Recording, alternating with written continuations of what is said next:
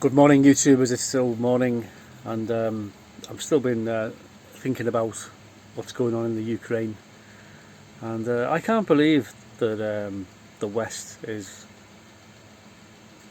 entertaining Zelensky and his gangsters at all.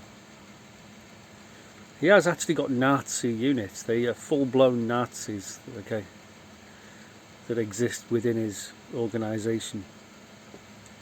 The as something battalion, I don't know, but they're proper Nazis. Now, if someone turned round and said, oh, well, I've got an answer to gun crime in the UK, what we should do is we should give all the gangsters guns, better guns, because the ones they've got are shit. We should train them to use them and teach them on the rifle range, you know, how to shoot properly and handle guns properly, how to clean them, how to prepare them and how to clean them afterwards, and how to store them and keep them, and talk to them about ballistics and different rounds and different penetrations and different ranges and different uses, and give them all the training that they need so that they'll be more successful and there won't be less stray bullets going killing innocent people. Everyone would say, that's a fucking stupid idea, what the fuck are you thinking? And yet that's what he's doing. He's gone down there and he's got a load of killers, load of Nazi killers, right, and he's training them. Boris, this is training them. Bring them to the UK, train them up on how to kill people better with bigger weapons and faster, smarter weapons. And it's true. Russia's made it quite clear, you know, they've got their objectives, you know, they're protecting the Russian people in the east and the south. You can see that, no intention of handing the Crimea back. They've moved in to protect the Russians. Now, India, let's talk about India, okay? Queen Victoria was the Empress of India. She never went there. But she did have a few little dark people all dressed up and standing next to her and in her palace. And oh yes, these are my subjects from India. Look, aren't they smart? Aren't they marvellous in their little uniforms and they're all dressed up? And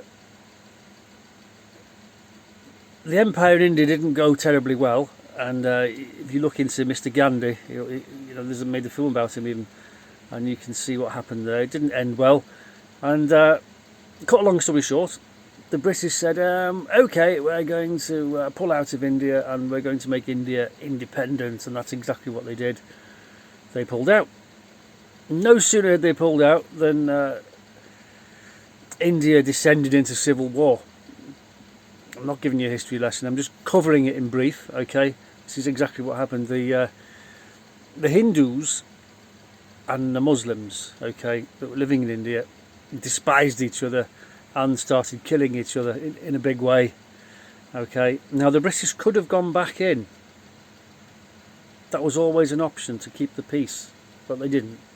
They said nope, they washed their hands of it and walked away, which may or may not have been the right thing to do, but cut a long story short, after a bloody war in India where lots of people died, they decided to draw a line. They cut India in half, and the top half, where all the Muslims can go there, that'll be Pakistan, and the bottom half will be where all the Hindus can live, and that'll be India. And so you've got a divide now between India and Pakistan, where really in reality they're all Indians and it's all India, okay, but it's not, because of political divide. So now you've got Pakistan and India, and this is what's happened in the Ukraine. You see, the Ukraine was all Russian. Where did Chernobyl happen? That was Russia, wasn't it? And during the Second World War there was a very famous Russian woman who was a sniper. She took out more Germans than any other sniper. She wasn't Russian, she was Ukrainian. So all that time the whole of Ukraine was Russian. Okay, so the Russians pulled out, they made themselves independent, and then you had a lot of infighting, because half the Ukrainians are Russians and the others are just not Russians, and a big chunk of Ukraine used to be Poland until the end of the war. It's a very confusing situation, but the whole point is, if people start killing people, other people have to step in and stop it. And that's what Russia's done at the moment. And Zelensky, if he was a true leader, and they had the cause, a rightful cause, what Zelensky would have done, which he won't do because he's not. But had he been a proper leader, he would have let the Russians roll in and then objected and then said, gone to the United Nations and complained and said the Russians have.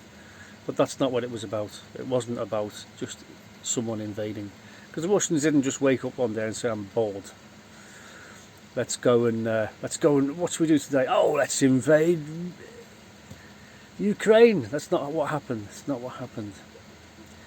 And it's like psychopaths, and you see, what was that psychopath called? I can't remember his name. He just got out of jail. He was a mental health patient, wasn't he? He taped 2 knives to his wrists and then went round stabbing people in London, and they pinned him down. A lot of people just pinned him down and held him there till the police arrived, and the police just dragged the people off who were pinning him down and just shot him in the neck. Bang! There you go, dead. And you think, well, that's one way of dealing with the situation, but is that the sensible way to deal with the situation? Well, my officers' wives, of course they are, but you've already got him pinned down. I mean, you can stand on his arms, can't you, and remove the knives from each hand and then cuff him and put him in the van. You don't have to pull the people off and then shoot him in the neck. Now, shooting him in the neck and killing him does actually prevent a lot of paperwork, more court cases, more jail term, more loonies, and so you think, well, in the short term that was probably a good answer. But was it? You look at things and realistically, and you think, well, what went wrong there? Why was that guy? He didn't just wake up one morning and think, oh, I'll tape 2 machetes to my carving knives to my wrists and go around killing people. There's always a build-up to things. There's always something that's gone on before it, and this is where preventative measures come in. PTSD. People can get PTSD in jail, right? And what are they going to do when they come out? I told you my boy's in jail doing 4 years for having a YouTube channel and having offensive opinions on certain individual minority. Now, 4 years in jail for that. I mean, if you stand up, it was hate speech, they said. So if someone has got a beef against a minority and they go on a YouTube platform and start slagging them off, all right, that's hate speech. Maybe you could get a few months in jail for that, max. But 4 years?